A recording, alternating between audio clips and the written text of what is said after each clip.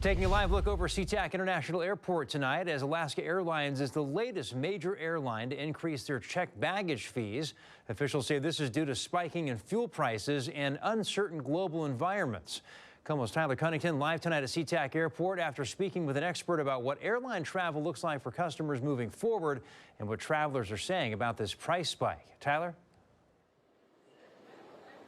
Yeah, well, these changes come really just as many other major airlines, as you mentioned, are doing the same kind of thing. These price changes now hitting domestic and even some international flights as well. These, of course, stemming from fuel costs that are coming from this ongoing conflict in Iran. And talking to some people tonight, it sounds like some of them or many of them are prepared for these fees, no matter how long they might last, but others say they are concerned.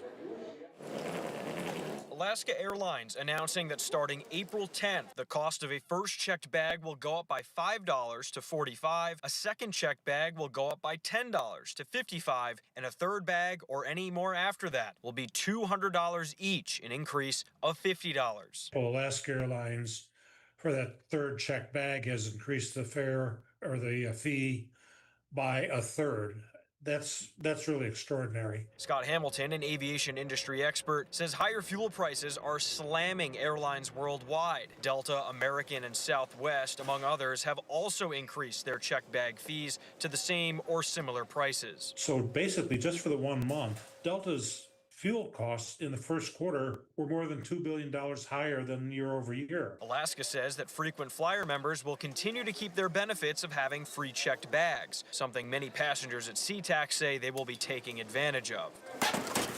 But for others, like John Labiden, who's flying internationally this summer, I think for me, like people like me that's avoiding that cost, will avoid more of the time. But in this case, he says he's likely going to have to check multiple bags. I've been thinking it not only twice, but thrice, probably, or 4 times of checking more bags. He says he may even consider sending luggage by a ship instead, a service that's offered where he's headed. So probably I would do that more than just bringing it with me in the airlines.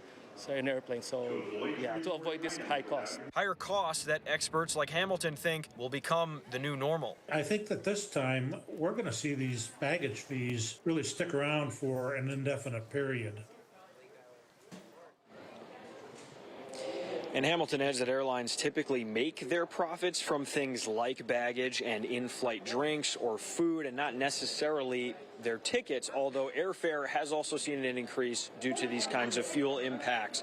It's why you're seeing a move like this one to try to compensate for that. Now, Hamilton says it's a reason to look into those kinds of frequent flyer or membership sort of accounts, but if not, to just simply budget more money for any trips you might have this year.